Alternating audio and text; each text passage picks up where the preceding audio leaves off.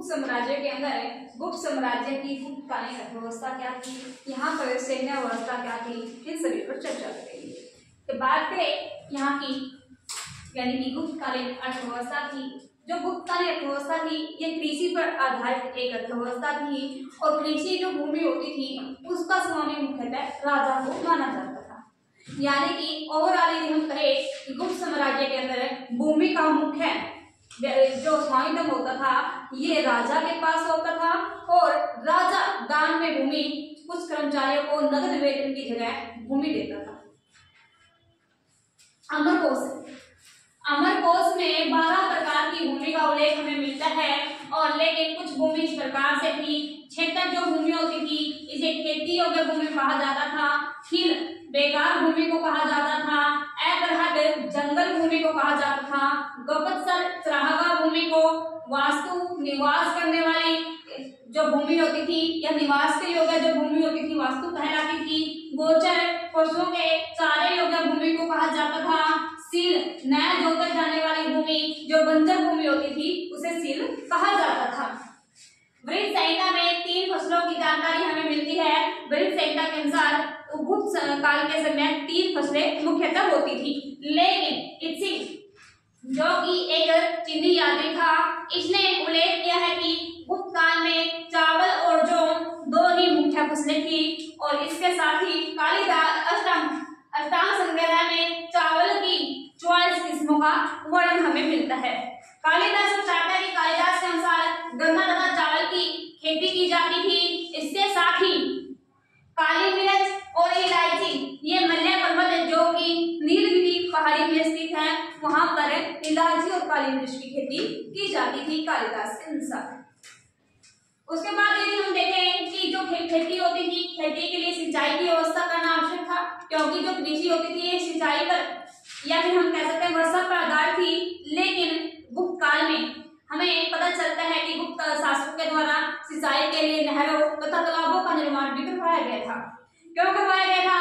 क्योंकि जो सिंचाई का प्रबंध है ये प्रबंध करने का दायित्व राज्य का होता था और राज्य का प्रमुख राजा होता है और इसका उल्लेख हमें जूनागढ़ अभिलेख जो कि स्कंदगुप्त का है उससे प्राप्त जानकारी के होती है। अग्नि पुराण में राजा के 8 कर्तव्य बताए गए जिनमें से रहट को ही अर्हकट कहा जाता है यानी कि सिंचाई। रहट क्या होता है? सिंचाई होता है। सिंचाई उपलब्ध कराना राजा का कर्तव्य है। ये किसमें बताया गया? अग्नि पुराण में 8 कर्तव्य बताए गए राजा के जिनमें से सिंचाई की व्यवस्था जनता को करवाना राजा का एक कर्तव्य है। जिस प्रकार हमको हमारे संविधान में 11 कर्तव्य दिए हुए हैं ऐसे ही 8 कर्तव्य अग्नि जो पुराण है उसमें राजा को दिए हुए हैं। हल दंडकार ये हल करने वाले प्रत्येक किसान को दिया जाने वाला यदि करथा यानी कोई भी किसान है यदि वो हल का प्रयोग करता है भूमि जोतता है तो उसको हल दंडकार देना पड़ेगा। ये ऐसी भूमि थी जिस पर सिंचाई के बगैर भी कृत्रिम संसाधनों के द्वारा कृषि की जाती थी और फसल बहुत अच्छी यहाँ पर होती थी देवमात्र भूमि में। उसके बाद है भूमि के नाम। जो भूमि के नाम थे इसमें नल नामक एक छड़ी का प्रयोग किया जाता था। नल क्या थी? भूमि को नापने की एक धातु की छड़ी होती थी जिससे भूमि का माप किया जाता था। सबसे बड़ा नाप पाटक होता था और सबसे छोटा नाप अंगुल होता था। इनके अलावा भी कुछ अन्य माप थे जैसे दनुदंड, आणवाक, द्रोणवाक, कुल्यवाक और निवर्तन।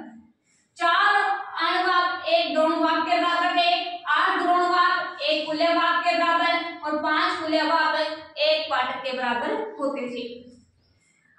जो भूमि के नापने के अधिकारी थे इसको क्षेत्रफल कहा जाता था और भूमि को बेचने या खरीदने के लिए खासकर बेचने से पहले विषयपति या पुष्पपाल की अनुमति लेना अनिवार्य थी। जब आपको किसी ने यदि जमीन बेचनी होती तो वो पहले विषयपति या पुष्पपाल से आज्ञा लेगा उसके बाद वो भूमि को बेच सकता है। बात करें सैनिक संगठन क्या था गुप्त साम्राज्य के अंदर। सैनिक संगठन की बात करें गुप्त काल में स्थायी सेना थी। इससे पहले हमने देखा कि अस्थायी सेना का भी प्रचलन था, लेकिन गुप्त काल में जो सेना थी वो स्थायी थी और सेना के 4 प्रकार थे, 4 अंग थे। जैसे कि पदाति जो पैदल सैनिक होते थे पदाति कहलाते थे, रथ सेना रथरोही, अश्व सेना यानी घोड़ों की जो सेना होती थी अश्वरोही, और जो हाथियों पर सेना होती थी गज सेना कहलाती थी। रथरोही का जो प्रधान होता था रण्य भटारी कहलाता था, अश्वरोही का बटासवर या बटवासरपति, गज सेना का प्रधान अधिकारी महाबलिपति कहलाता था। महाबलिपति अश्व सेना का जो मुख्य प्रधान था उसको कहा जाता था। पदाति की टुकड़ी को चुमुए कहा जाता था, और पदाति को जो सैनिक पदाति जो पैदल सेना थी उसको समाज की व्यवस्था करने वाला अधिकारी रणभंडारी कहलाता था, और साधारण सेना जो सैनिक होते थे उनको चार कहा जाता था। इस समय गुप्तचर कर्मचारी होते थे, और गुप्तचर कर्मचारियों को भाट या बट कहा जाता था। पुलिस विभाग के अधिकारी होते थे इस समय, जो कि वहां पर शांति व्यवस्था को कायम रखने के, राज्य के अंदर शांति व्यवस्था को कायम रखने का कार्य करते थे, जिसमें सबसे बड़ा अधिकारी उपरीक होता था। उसके बाद दंडपराधिक, चोरोदिन दंडपाशिक और अंगरक्षक ये पुलिस कर्मचारी होते थे, जो काल में शासन व्यवस्था में शांति व्यवस्था स्थापित करने का कार्य करते थे।